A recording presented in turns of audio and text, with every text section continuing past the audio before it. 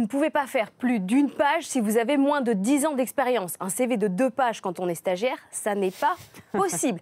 Donc, une page. La deuxième chose, c'est écrire avec toutes les polices que vous trouvez sur Word. Vous en choisissez une, Garamond, ce que vous voulez, Helvetica, une seule, pas toutes. La troisième chose, c'est gâcher de la place. On n'écrit pas un en-tête dynamique, joyeuse, machin. Ça ne sert à rien, ça n'a aucune valeur ajoutée. Vous allez droit au but.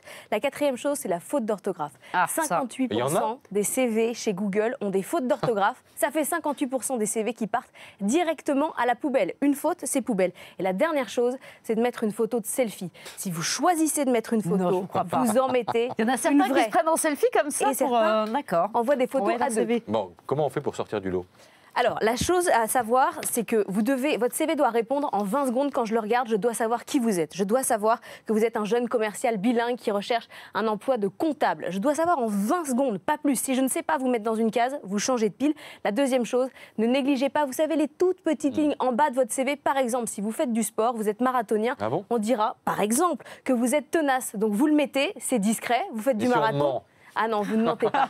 Vous ne mentez pas. On se fait toujours oui, mais avoir. vous pouvez être licencié pour mensonge, même 10 ans plus tard. C'est vrai. Non, mais pas sur un sport qu'on a pratiqué ou pas quand même. Sauf si vous avez été recruté parce que vous êtes marathonien et vous travaillez chez Decathlon. C'est sûr, mais je pense que ça se verra vite, non ? Il faut être original dans un CV, non ? Pas forcément. On voit sur Internet des tonnes de CV, des CV chantés, des CV galettes des rois, tout existe. La règle à savoir, c'est que si vous voulez être comptable, c'est un CV classique, à travail classique, CV classique. Bon, juste vraiment un petit mot. La non, mais si, mais c'est important. La e-réputation, parce que les recruteurs, ils vont chercher aussi ce qu'on a fait.